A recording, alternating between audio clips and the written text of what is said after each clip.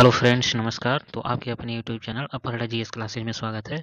तो दोस्तों, इस वीडियो में हम देखेंगे हिंदी के जो हिंदी भाषा एवं बोलियों से संबंधित प्रश्न होंगे और अनेक शब्दों के लिए एक शब्द, दो टॉपिक को इसमें मिक्स किया गया है जो आपकी यूपी एग्जाम में कम से कम 2 क्वेश्चन इससे बनेंगे ही बनेंगे। कंफर्म कर लीजिए, यहाँ से 2 नंबर आपकी इस एक वीडियो से फिक्स हो जाएंगे। तो यहाँ पे देखिए, पहला प्रश्न देखते हैं। खड़ी बोली हिंदी का अन्य सही नाम है भारतीय, कौरवी, हरियाणवी, हिंदी। तो यहाँ से इसका राइट आंसर हो जाएगा, जो खड़ी बोली हिंदी का जो अन्य सही नाम है वो है कौरवी। ऑप्शन नंबर बी इसका सेकंड आंसर हो जाएगा, कौरवी। प्रश्न देखते हैं। यहाँ पे फैजाबाद जनपद में बोली जाने वाली बोली है खड़ी बोली, बघेली, ब्रजभाषा, अवधी। तो यहाँ पे राइट आंसर हो जाएगा अवधी। फैजाबाद में अवधी भाषा, अवधी बोली बोली जाती है। अधोलिखित में से कौन बोली उत्तर प्रदेश की नहीं है? ब्रज, अवधी, भोजपुरी, बघेली। तो इसका सही आंसर होगा बघेली, जो उत्तर प्रदेश की बोली नहीं है। प्रश्न नंबर 4 देखते हैं। कन्नौजी बोली किस जनपद में बोली जाती है? मेरठ में, देहरादून में, हरदोई में, मथुरा में। तो इसका सही आंसर हो जाएगा हरदोई जनपद में कन्नौजी बोली बोली जाती है। प्रश्न नंबर 5। अधोलिखित में से एक भोजपुरी क्षेत्र नहीं है? देवरिया, मिर्जापुर, इलाहाबाद, बलिया। तो इसका सही आंसर हो जाएगा ऑप्शन नंबर सी, इलाहाबाद। अधोलिखित में इलाहाबाद में एक भोजपुरी क्षेत्र नहीं है। नेक्स्ट देखते हैं। आयव शब्द निम्नलिखित में से किस बोली का है? भोजपुरी, अवधी, ब्रज, खड़ी बोली। तो यह ब्रज भाषा का शब्द है। आयो ब्रज भाषा का शब्द है। ऑप्शन नंबर सी इसका राइट आंसर हो जाएगा। निम्नलिखित बोलियों में से पूर्वी हिंदी की बोली नहीं है? अवधी, छत्तीसगढ़ी, भोजपुरी, बघेली। तो यहाँ पे सही आंसर हो जाएगा भोजपुरी। भोजपुरी जो है ये पूर्वी हिंदी की बोली नहीं है। निम्नलिखित युग्मों में से कौन सा युग्म गलत है? तो दोस्तों, आपने देखा एकमात्र वीडियो से, जो 19 मिनट का वीडियो था उसमें से जो आर ओ का एग्जाम था हिंदी के, कम से कम 8 से 10 क्वेश्चन उससे आए थे। तो दोस्तों, इस वीडियो को भी हल्के में न लें आप। यूपीपी में भी इसे क्वेश्चन आने की पूरी संभावना है। तो आप लोग यूपीपी के जितने प्लेलिस्ट में वीडियो पड़ी हैं सभी देख लीजिए, जो कि आर ओ में उससे कम से कम 25 प्लस क्वेश्चन आए थे। सभी वीडियो आप देख लीजिए, सभी वीडियो से मैच करा लेंगे तो 25 से ऊपर क्वेश्चन उसमें से मैच हुए थे आर के एग्जाम में। तो चलिए प्रश्न नंबर 8 देखते हैं। अवधी पूर्वी हिंदी, ब्रजभाषा पश्चिमी हिंदी, भोजपुरी पूर्वी हिंदी, खड़ी बोली पश्चिमी हिंदी। तो इसमें से बोल रहा है कौन सा युग्म गलत है? तो इसका राइट आंसर हो जाएगा भोजपुरी पूर्वी हिंदी। इसका ये युग्म गलत है। भोजपुरी पूर्वी हिंदी का युग्म गलत है। बाकी अवधी पूर्वी हिंदी सही है, ब्रजभाषा पश्चिमी हिंदी सही है, खड़ी बोली पश्चिमी हिंदी सही है, लेकिन भोजपुरी पूर्वी हिंदी नहीं है। तो चलते हैं इसमें। पश्चिमी हिंदी की सर्वाधिक प्रमुख बोली इनमें से कौन है? तो पश्चिमी हिंदी की देखते हैं, ब्रजभाषा, खड़ी बोली, बुंदेली, बांगरू। तो इसका सही आंसर हो जाएगा ऑप्शन नंबर ए, ब्रजभाषा। पश्चिमी हिंदी की सर्वाधिक प्रमुख बोली ब्रजभाषा है। हिंदी खड़ी बोली किस अपभ्रंश से विकसित हुई है? मागधी से, अर्धमागधी से, सौरसेनी से, पैसाची से। तो इसका सही आंसर हो जाएगा ऑप्शन नंबर सी, सौरसेनी से। हिंदी खड़ी बोली सौरसेनी अपभ्रंश से विकसित हुई है। छत्तीसगढ़ी बोली हिंदी के किस उपभाषा वर्ग के अंतर्गत आती है? पश्चिमी हिंदी, पूर्वी हिंदी, बिहारी, पहाड़ी। तो जो छत्तीसगढ़ी बोली है ये हिंदी के पूर्वी हिंदी, यहाँ पे आंसर हो जाएगा पूर्वी हिंदी उपभाषा के अंतर्गत आती है। बघेली बोली का संबंध किस उपभाषा से है? राजस्थानी से, पूर्वी हिंदी से, बिहारी से, पश्चिमी हिंदी से। तो इसका राइट आंसर हो जाएगा पूर्वी हिंदी से। बघेली बोली पूर्वी हिंदी से संबंधित है। कौरवी किस बोली को कहते हैं? मारवाड़ी को, खड़ी बोली को, अवधी को, छत्तीसगढ़ी को। तो यहाँ पे सही आंसर हो जाएगा जो कौरवी है ये खड़ी बोली को कहा जाता है। ऑप्शन नंबर बी, खड़ी बोली। इनमें से कौन सी बोली पश्चिम हिंदी के अंतर्गत नहीं आती है? खड़ी बोली, ब्रजभाषा, कन्नौजी, अवधी। तो इसका राइट आंसर हो जाएगा ऑप्शन नंबर डी, अवधी। यह पूर्वी हिंदी की भाषा है।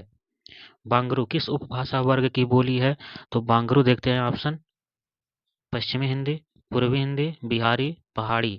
तो इसका राइट आंसर हो जाएगा पश्चिमी हिंदी। ब्रजभाषा है, ब्रजभाषा देखते हैं, पूर्वी हिंदी, पश्चिमी हिंदी, बिहारी हिंदी, पहाड़ी हिंदी। तो ब्रजभाषा एक पश्चिमी हिंदी है। प्रश्न नंबर 17 बिना पत्रिका की भाषा है ब्रजभाषा, अवधी, भोजपुरी, मैथिली। तो बिना पत्रिका की भाषा ब्रजभाषा है। हिंदी भाषा के उद्भव और विकास का सही क्रम चुनिए। संस्कृत, पाली, प्राकृत, अपभ्रंश, सौरसेनी, पश्चिमी हिंदी, खड़ी बोली। संस्कृत, प्राकृत, अपभ्रंश, पाली, सौरसेनी, पश्चिमी हिंदी, खड़ी बोली। संस्कृत, पाली, प्राकृत, अपभ्रंश, संस्कृत, सौरसेनी, पश्चिमी हिंदी, खड़ी बोली। पाली, प्राकृत, अपभ्रंश, संस्कृत, सौरसेनी, पश्चिमी हिंदी, खड़ी बोली।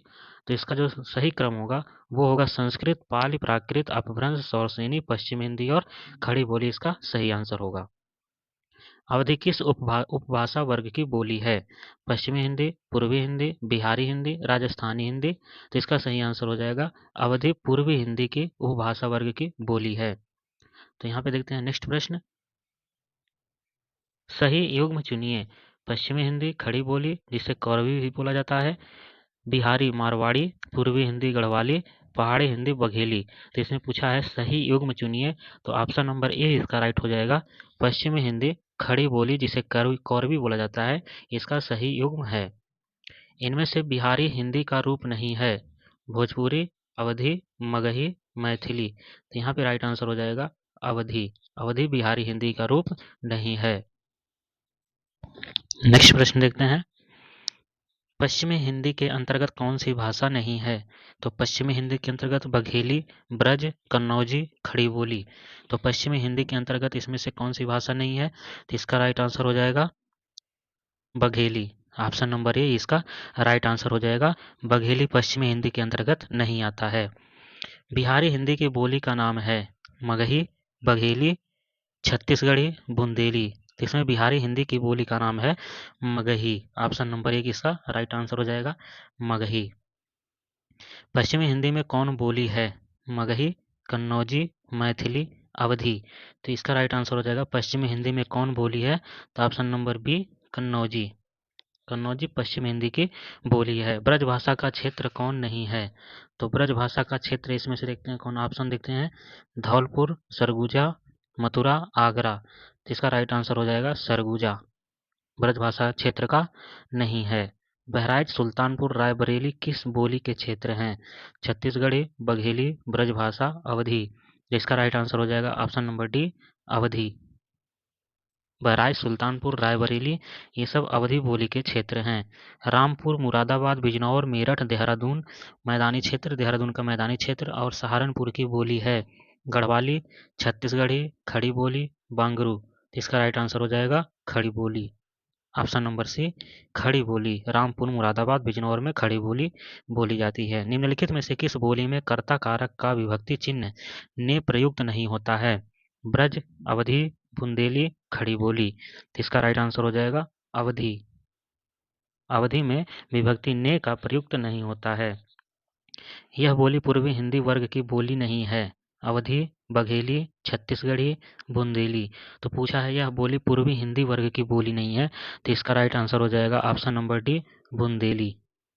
बुंदेली इसका राइट आंसर हो जाएगा। यह पूर्वी हिंदी वर्ग की बोली नहीं है। निम्नलिखित में से एक पश्चिमी हिंदी वर्ग की बोली नहीं है।